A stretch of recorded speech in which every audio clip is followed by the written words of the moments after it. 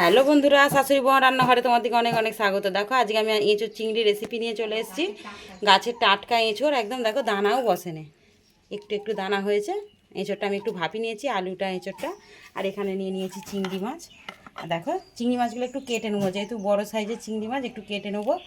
আর এখানে নিয়ে নিয়েছি মশলাটা আমি ভালো করে বেটে নিয়েছি।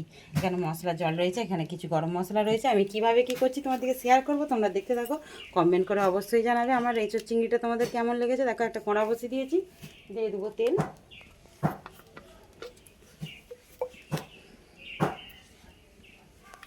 দিয়ে চিংড়ি মাছগুলো দিয়ে ভাজতে থাকবো।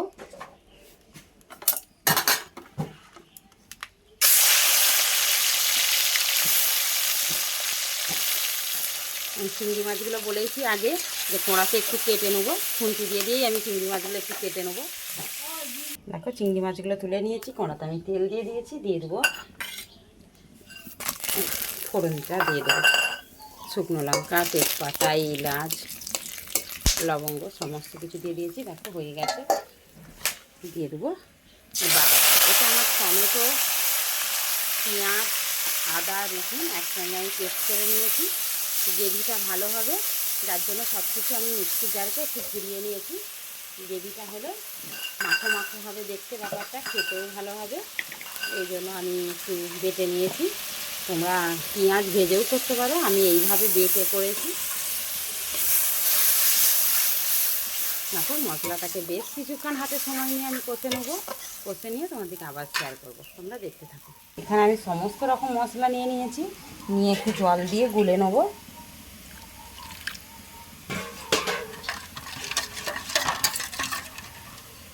দিয়ে ওই মশলার সাথেই আমি দিয়ে দেবো। দিলে সমস্ত মশলাটাই আমার ভালো করে রান্না হয়ে যাবে। দেখো কত সুন্দরভাবে আমি ভালো করে কষে নেবো, নিয়ে তোমাদেরকে শেয়ার করবো, তোমরা দেখতে থাকো। দেখো বন্ধুরা, মশলাটা আমার কষা হয়ে গেছে, মশলা দিয়ে তেলও ছেড়ে দিয়েছে। কালারটা কত সুন্দর এসছে, তোমরা কিন্তু অবশ্যই কমেন্ট করবে। দেখো এবার চিংড়ি মাছটা দিয়ে দেবো, দিয়ে ওর সঙ্গে কষে নেবো ভালো করে। দিয়ে আমি এঁচোড়টা দিয়ে ওর সঙ্গে কষবো ভালো করে।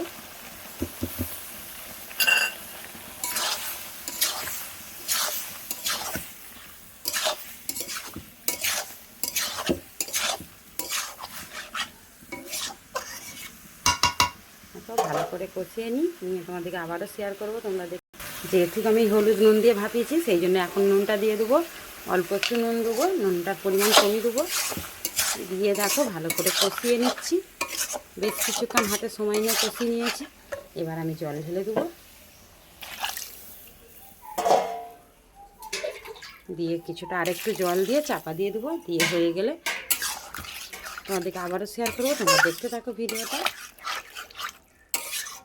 ঠিক মতন এঁচোড় চিংড়ি রান্না করলে বন্ধুরা এঁচো দিয়েই ভাত খাওয়া যাবে। দেখো চাপা দিয়ে দেবো, দিয়ে হতে থাক, হলে তোমাদেরকে আবার শেয়ার করব। দেখো বন্ধুরা, এঁচোড় হচ্ছে না মাংস হচ্ছে, কেউ বুঝতে পারবে? কালারটা এসেছে দেখো।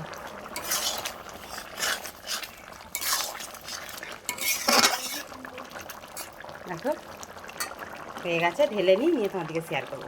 দেখো বন্ধুরা হয়ে গেছে, ঢেলে নিয়েছি। প্রথম থেকে শেষ পর্যন্ত পুরো রেসিপিটা তোমাদেরকে শেয়ার করেছি, তোমরা দেখে নিয়ে কমেন্ট করে অবশ্যই জানাবে। অনেক অনেক ধন্যবাদ।